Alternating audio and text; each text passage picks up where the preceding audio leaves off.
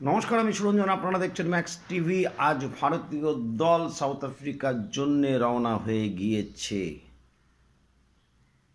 টি-20 দল প্রথম রওনা হয়ে গিয়েছে এবং টেস্ট দলও রওনা হবে। ভারতীয় দলের টি-20 দলের অধিনায়ক সূর্যকুমার যাদব সহ সাপোর্ট স্টাফ সহ সবাই আজকে রওনা হয়ে গিয়েছে। এবার দেখার টি-20তে সাউথ আফ্রিকাতে আমরা কীরকম রেজাল্ট করি, সূর্যকুমার যাদব কীরকমভাবে দলকে পরিচালনা করেন, রিঙ্কু সিংরা কীভাবে নিজেদেরকে মেলে ধরেন, সেই দিকেই আমাদের নজর থাকবে। এবং নজর থাকবে যশস্বী জয়সওয়াল দিকেও নজর থাকবে। শ্রেয়স আইয়ার কীরকম ওখানকার পিচে কীরকম খেলেন, কীরকম ধরনের পিচ আমাদেরকে উপহার দেওয়া হয়। স্বাভাবিকভাবেই সাউথ আফ্রিকা যেরকম ধরনের পিচ হয়, সেম সুইং পিচ, কিন্তু টি-20তে হয়তো একটু অন্যরকম পিচ দেখা যাবে, কিন্তু সেই দিকে আমাদের নজর থাকবে। তো সব মিলিয়ে অত্যন্ত গুরুত্বপূর্ণ একটি খবর।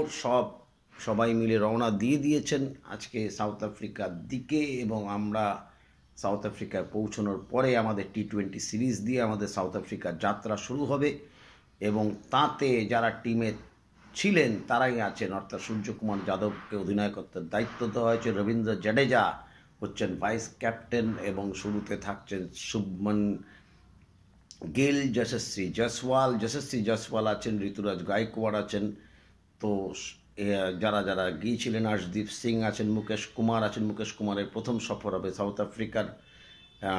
তো এই উদীয়মান দল সাউথ আফ্রিকাতে কীরকম খেলে, সাউথ আফ্রিকাও একদম নতুন ধরনের একটি টিম তৈরি করে টিম খেলবে। তাতে ডেভিড মিলার আছে, টিম্বা বাবুমা নেই, এডেন মাকরম হচ্ছে সাউথ আফ্রিকার অধিনায়কত্ব করবেন। ভারতের অধিনায়কত্বের সূর্যকুমার যাদব, তিনি তার যে বিশ্বাস, নিজের প্রতি যে কনফিডেন্স, আত্মবিশ্বাস, সেটা অনেক উচ্চতায় রয়েছে। কারণ 4-1 আমরা অস্ট্রেলিয়াকে টি-20 সিরিজে হারিয়েছি। যদিও সেটাকে অস্ট্রেলিয়া একটু খাটো করে দেখার চেষ্টা করেছেন।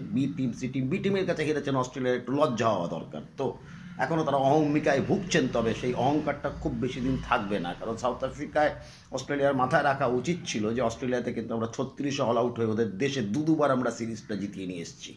তো সাউথ আফ্রিকার ট্যুর আমাদের কাছে অত্যন্ত গুরুত্বপূর্ণ। টি-20 দিয়ে শুরু হবে, তারপর ওডিআই হবে, তারপরে টেস্ট ম্যাচ হবে, 2টি টেস্ট ম্যাচ।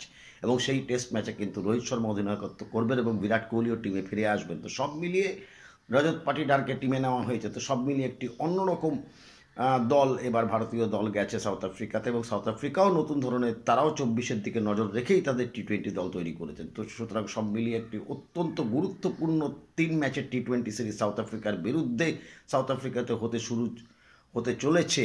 তারপরে আর 3টি টি-20 ভারতের কাছে থাকবে। সুতরাং আবারও সেই প্রশ্ন যে ভারতীয় দল কীভাবে চিন্তাভাবনা করছে, নতুনদের নিয়েই কি আমরা এগোবো, নাকি নতুন এবং পুরনোদের সংমিশ্রণে আমরা এগোবো, সেই জায়গাটা খুব তাড়াতাড়ি, এখন অবধি কিন্তু ক্ল্যারিটি নেই। কালকে আমি আরেক জায়গায় আরেকটা প্রতিবেদন আমি বলেছিলাম, সেখানে যে আমি যে মতামতটা দিয়েছিলাম যে ক্ল্যারিটি নেই, সেই ক্ল্যারিটি কিন্তু এখন অবধি নেই যে কাদেরকে নিয়ে আমরা খেলতে চাই, কোন 15 জন 18 জনকে নিয়ে। খুব বেশি এক্সপেরিমেন্ট করে কিন্তু খুব একটা বেশি লাভ হবে না, খুব সময় কিন্তু নেই। সুতরাং এটা সিলেক্টরদের মাথায় রাখা উচিত। এক্সপেরিমেন্ট না, ট্রফিটা জিততে হবে আলটিমেটলি। আমরা অসাধারণ ক্রিকেট খেলেছি বিশ্বকাপে, 50 ওভারের খেলায় কিন্তু আমরা জিততে পারিনি। ওয়ার্ল্ড টেস্ট চ্যাম্পিয়নশিপে আমরা 2বার ফাইনালে উঠেছি, 2বারই আমরা জিততে পারিনি। সুতরাং এই যে খরাটা একমাত্র এশিয়া কাপে 12 বছর বাদে আমরা জিতেছি। সুতরাং এই খরাটাকে কাটাতে হবে। তো তাই চটজলদি সিদ্ধান্ত নিতে হবে কাদেরকে নিয়ে আমরা খেলতে চাই, অ্যাসিওর করতে হবে। প্লেয়াররা যতক্ষণ না অ্যাসিওর হবে ততক্ষণ কিন্তু এই ধরনের বিড়ম্বনার মধ্যে ভারতীয় দলকে পড়তে হবে। এবং তারপরে যথারীতি ঠিক সময়ে গিয়ে আমরা যখন ডেলিভার করতে পারবো না, তখন নানা রকম অজুহাত, এইটা ওইটা। তো অজুহাতের কোনো জায়গা নেই। সাউথ আফ্রিকা অত্যন্ত স্ট্রং সাইড তাদের নিজের দেশে। তারাও টি-20 জন্য একদম ফরমেশন তৈরি করে খেলছে। তারা কিন্তু লং টার্ম যাবে, তারা কিন্তু একে চেঞ্জ ওকে চেঞ্জ করবে না। তো আমাদেরও নজর রাখা উচিত।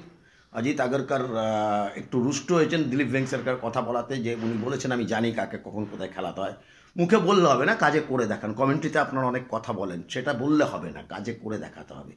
সুতরাং ভারতবর্ষের এত ক্রিকেট অনুরাগীদের সেন্টিমেন্ট নিয়ে খেলার অধিকার কেউ আপনাদের দেয়নি। আপনাদের পয়সা থাকতে পারে, আরও পয়সা আপনারা করুন, প্রচুর নাম বিসিসিআই, সেটা না, কার্যক্ষেত্রে করে দেখান। এবং রজার বিনির কাছেও আমি আশা করব যে রজার বিনি Benson Hedges world series cup জিতেছিলেন, সেই টিমে তিনি ছিলেন। 83 ওয়ার্ল্ড কাপ জিতেছিলেন, সেই টিমে তিনি ছিলেন। এবং পাকিস্তানে যখন আমরা 125 রানে হারিয়েছিলাম, সেই টিমেও রজার বিনি ছিলেন। তো রজার বিনি জেতার অভিজ্ঞতা আছে। সুতরাং রজার বিনি একটি টুর্নামেন্টে, এশিয়া কাপ, তিনি প্রেসিডেন্ট হওয়ার পরে আমরা 12 বছর বাদে জিতেছি। ওয়ার্ল্ড কাপে আমরা ফাইনালে গিয়ে হেরেছি দুর্দান্ত খেলে।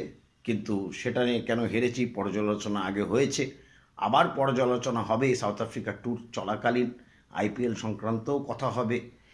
তো সব মিলিয়ে সাউথ আফ্রিকাতে আজকে ভারত রওনা দিয়ে দিয়েছে, টি-20 সিরিজ দিয়ে শুরু হবে। সূর্যকুমার যাদবের যে জায়গা সেটা অনেক তুঙ্গে রয়েছে, আত্মবিশ্বাস অনেক তুঙ্গে রয়েছে, এবার দেখার যে সূর্যকুমার যাদব সাউথ আফ্রিকাতে কীভাবে টিমকে পরিচালনা করেন এবং রবীন্দ্র জাডেজা তাকে কতটা সহযোগিতা করেন সহ অধিনায়ক হিসেবে। তো অনেক অনেক ধন্যবাদ। আপনাদের যদি এই প্রতিবেদনটি ভালো লেগে থাকে আপনারা শেয়ার করবেন, লাইক করবেন, সাবস্ক্রাইব চ্যানেলটি সাবস্ক্রাইব করবেন এবং কমেন্টস করতে ভুলবেন না।